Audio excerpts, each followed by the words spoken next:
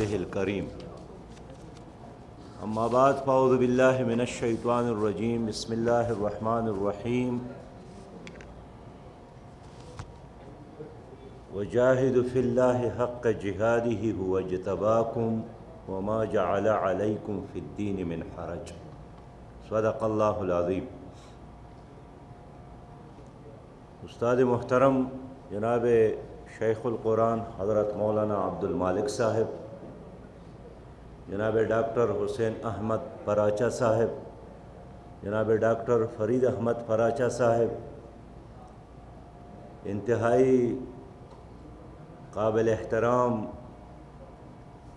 زعماء ملت، قائدین ملت، علماء کرام، مشائخ اعظام، اہل قلم حضرات اور میرے معزز صحافی بھائیوں اور دوستوں،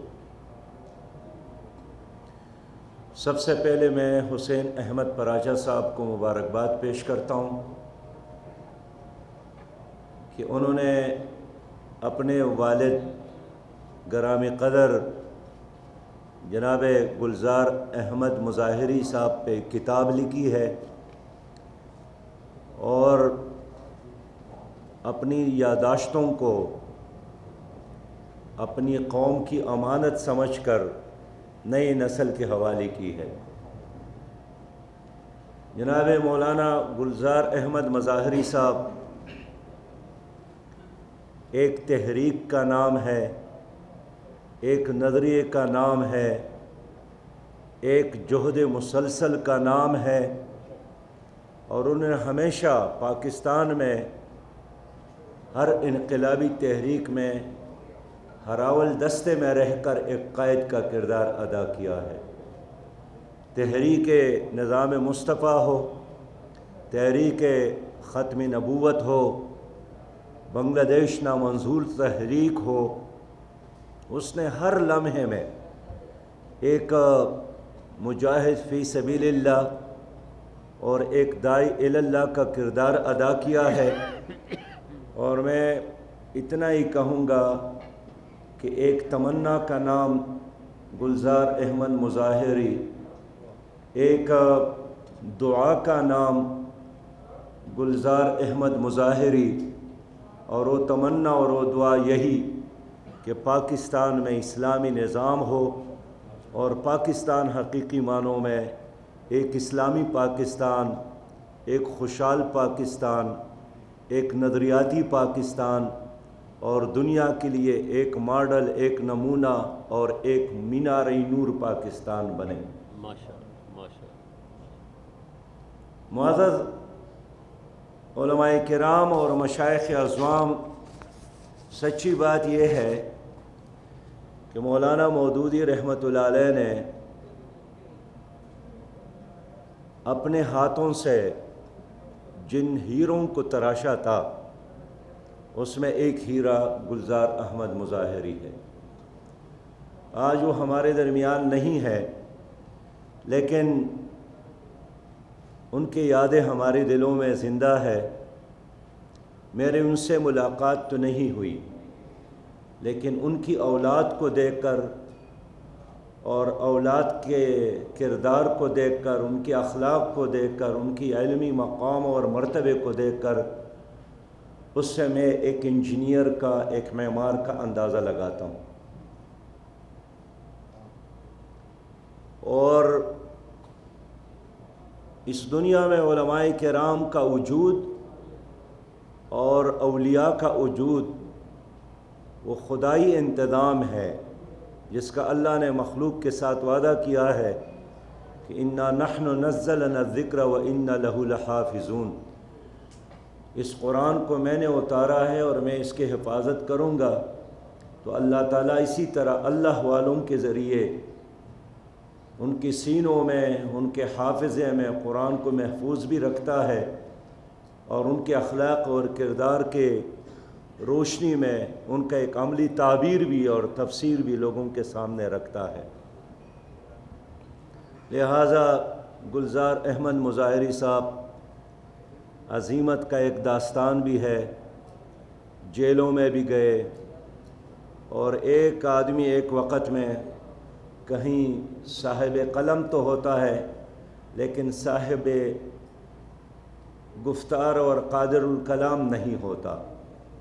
تو جناب گلزار احمد مظاہری صاحب مربی بھی ہے، مزکی بھی ہے، عالم بھی تھے، مقرر بھی تھے، خطیب بھی تھے، ایک سیاسی لیڈر بھی تھے، عوامی رہنما بھی تھے، اور میں ایک بار پھر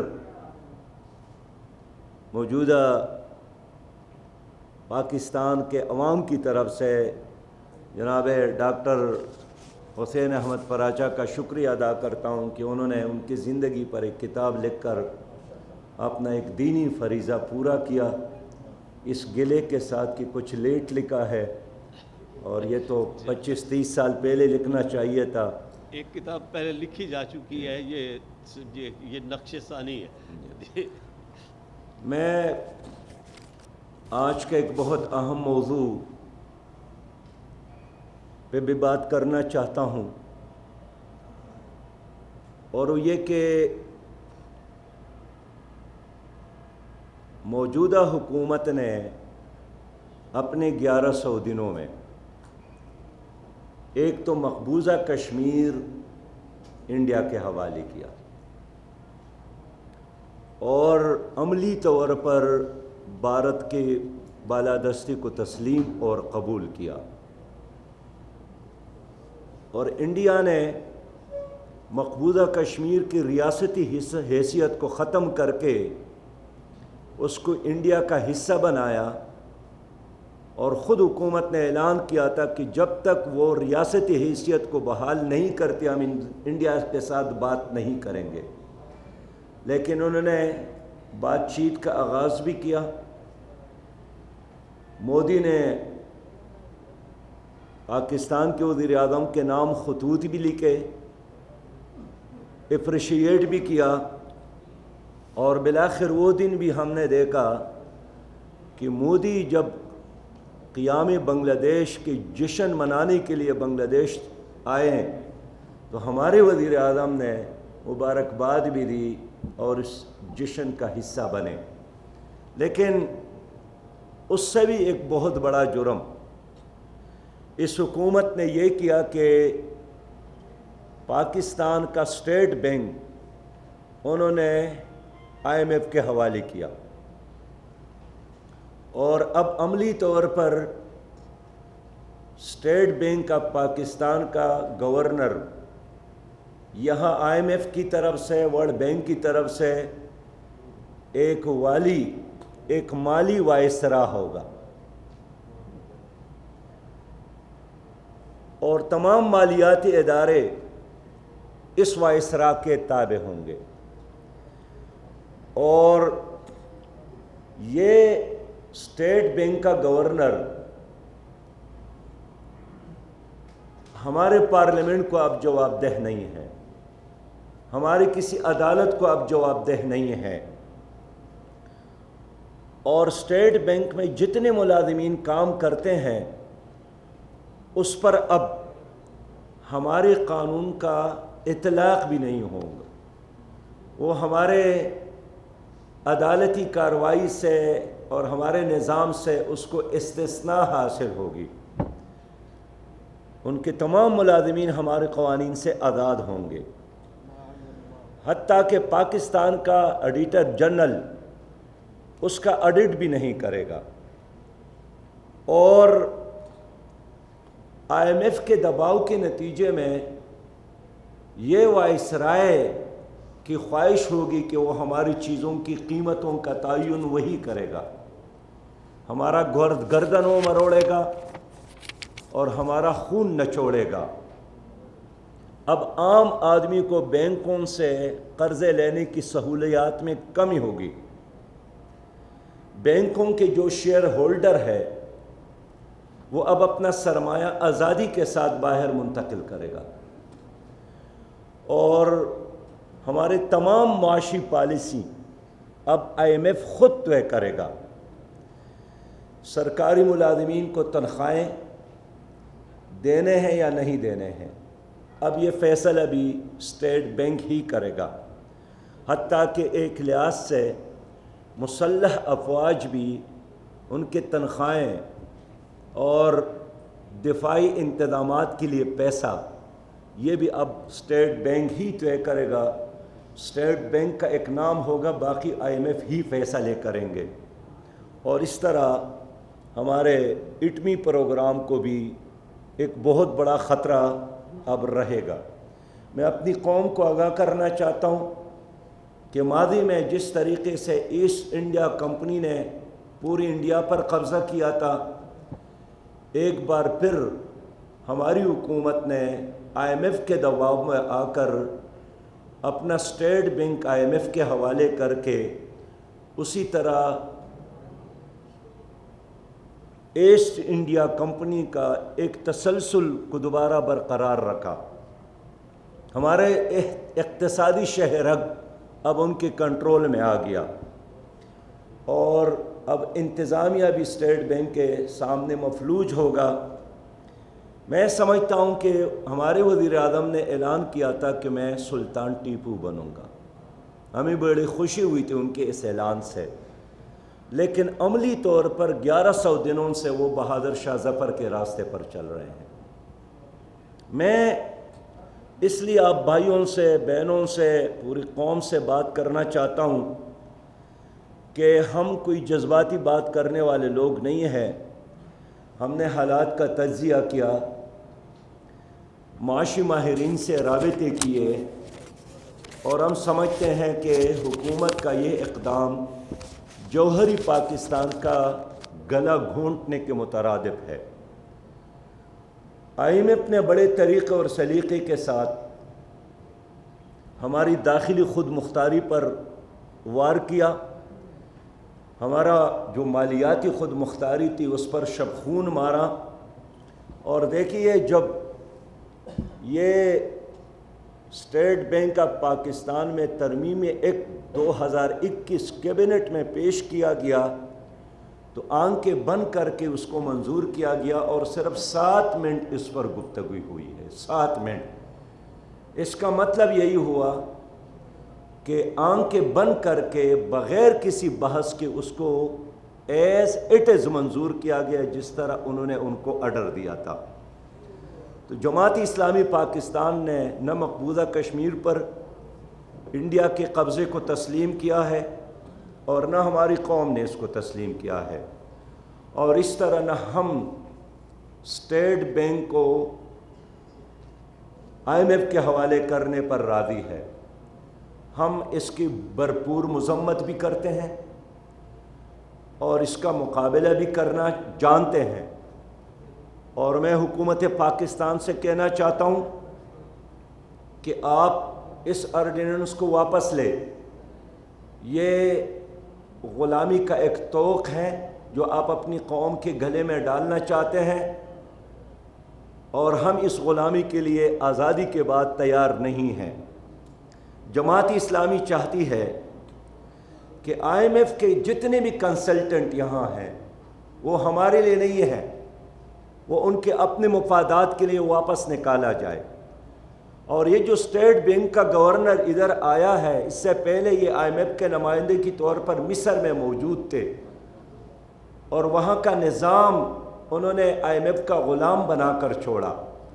وہاں جتنے رفاہی ادارے تھے اس کو بند کروایا اور اب یہ چھٹی لے کر یہاں تمہارے اوپر مسلط کیا گیا ہے. ایک حفیظ صاحب تھے, ڈاکٹر حفیظ شیخ, اس کو تو رات فارغ کیا اور بہت اچھا اقدام کیا, لیکن یہ جرم صرف ایک وزیر خزانہ کا نہیں ہے, یہ پورا ٹبر اس جرم میں شامل ہے, یہ پورا کابینہ اس میں شامل ہے.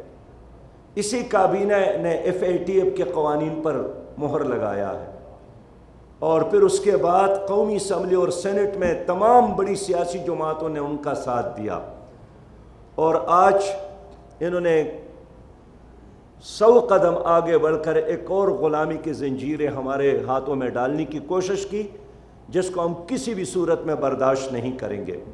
جماعت اسلامی نے طے کیا کہ ہم انشاءاللہ تعالی اس کا بھرپور مقابلہ کریں گے. میں اس پر تمام سیاسی جماعتوں کے ذمہ داران سے رابطہ بھی رکھتا ہوں۔ سیاسی اختلافات اپنی جگہ پر، نظریاتی اختلافات اپنی جگہ پر، لیکن اگر پاکستان رہے تو آپ سیاست کریں گے۔ اگر پاکستان کا وجود ہی ختم ہوا، میں ان تمام معاشی ماہرین کا شکریہ ادا کرتا ہوں، جس میں قیصر بنگالی صاحب ہے، جس میں ڈاکٹر شاہد حسن صاحب ہے، جنہوں نے پوری قوم کو بروقت آگاہ کیا۔ اور یہ بنگالی صاحب کا ایک انکشاف ہے کہ خلافت عثمانیہ کو ختم کرنے کے لیے انہوں نے پہلے اسٹیٹ بینک کو قابو کیا تھا، ان کی اسٹیٹ بینک کو، اور جب خلافت کو قائم رہنے اور باقی رہنے کے لیے ان کو جنگ کے لیے وسائل کی ضرورت پڑی تو اسٹیٹ بینک نے ان کو قرضہ بھی نہیں دیا۔ اور آج وہی شک اس آرڈیننس میں شامل ہے کہ اسٹیٹ بینک آف پاکستان حکومت پاکستان کو قرض نہیں دے گا۔ میں اپنی قوم سے بات کہنا چاہتا ہوں کہ ہم اپنی طور پر بھی کوشش کریں گے کہ قومی مشاورت میں اس پر بلا دوں، سیاست سے بالاتر ہو کر اس پر میں ان تمام سٹیک ہولڈر جو اس ملک میں ایک ذمہ دار حیثیت رکھتے ہیں ان کو بلانا چاہتا ہوں۔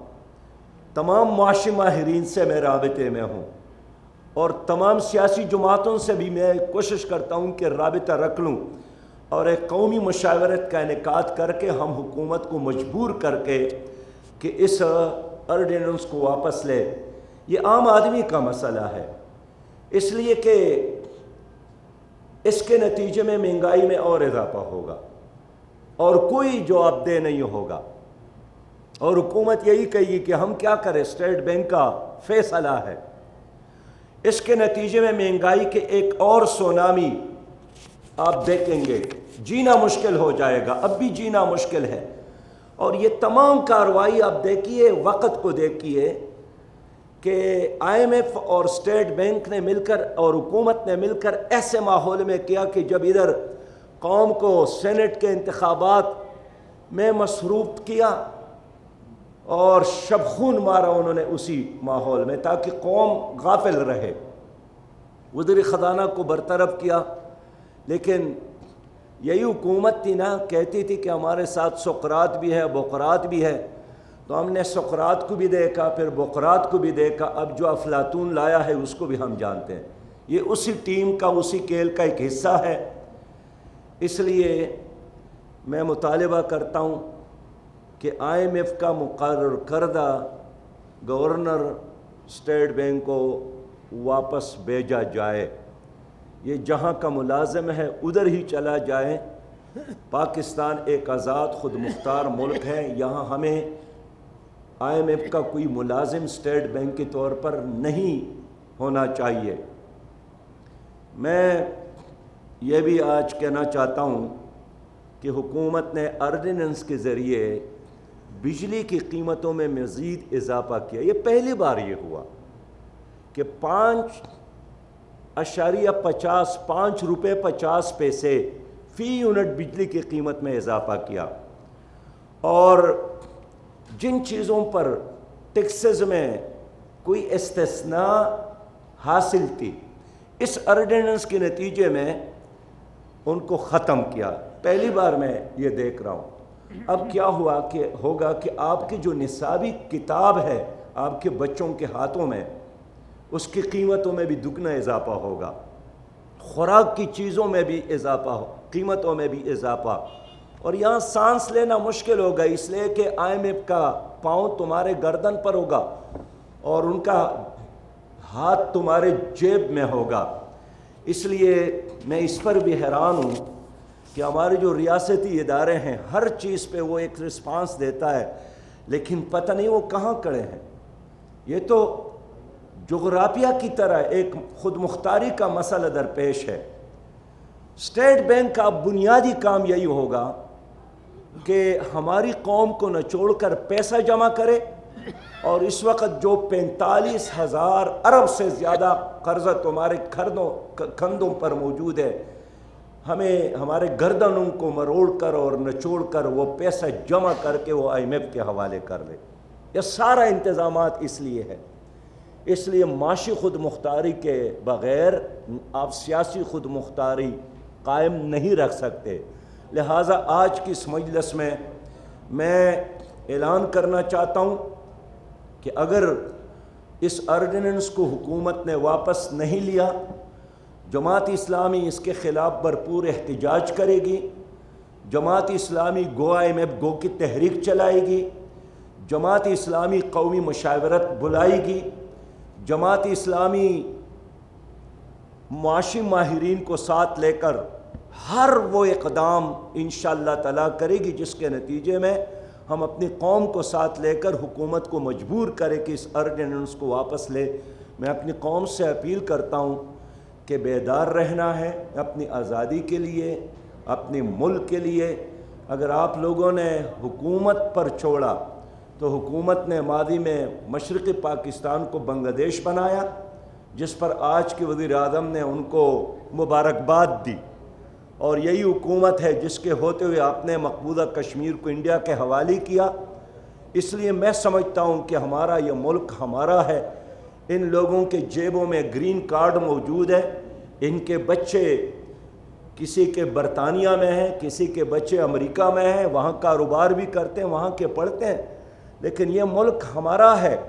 یہ ہمارے لیے ماں کے گود کی طرح ہے. یہ ہمارے لیے ایک مقدس مسجد کی طرح ہے. ہم نے یہاں جینا ہے، یہاں مرنا ہے. اس لیے خدا کے لیے شہداؤں کی برکت سے، قربانیوں کے نتیجے میں جو ملک ہمیں ملا ہے، ہر قیمت پر زندگی کے آخری لمحے تک اور خون کے آخری قطرے تک اس ملک کی حفاظت ہم نے کرنا ہے. بہت شکریہ.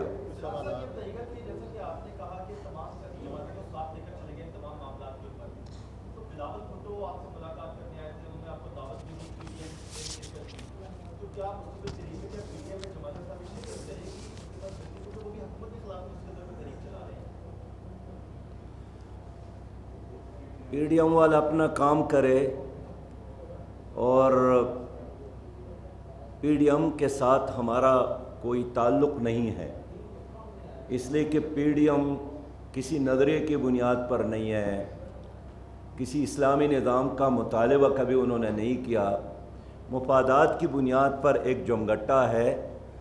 ہم تمام سیاسی جماعتوں سے سیاست سے بالاتر ہو کر اسٹیٹ بینک کی اس مسئلے پر رابطہ کرنا چاہتے ہیں کہ آؤ مل کر اپنے اس ادارے کو بچا لے، ورنہ مقبوضہ کشمیر پر انڈین قبضے کے طرح آپ کا اسٹیٹ بینک پر بھی IMF قبضہ کرے گا اور پھر ہمارے ہاتھ کچھ باقی نہیں بچے گا.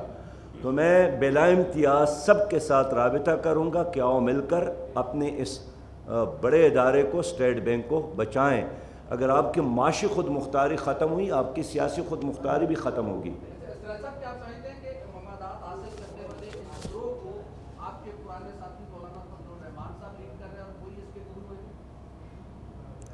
اس وقت تو مولانا فضل الرحمان صاحب بیمار ہے، عارف علوی صاحب بھی بیمار ہے، پرویز خٹک صاحب بھی بیمار ہے، مریم محترمہ بھی بیمار ہے.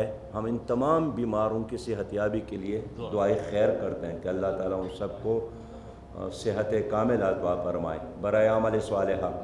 پی ڈی ایم کی دو جو بڑی جماعتیں تھیں، پیپلز پارٹی اور مسلم لیگ نون، یہ حکومت گرانے کے لیے تھی، لیکن اب خود ہی گر رہے ہیں، ایک دوسرے کے خلاف بیانات بھی دے رہے ہیں.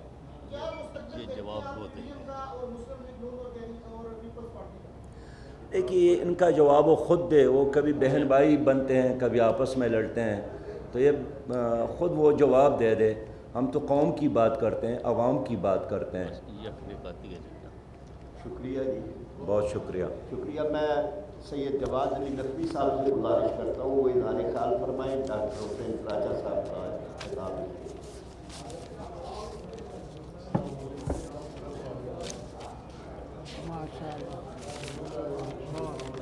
خبر پروش شکریہ جی.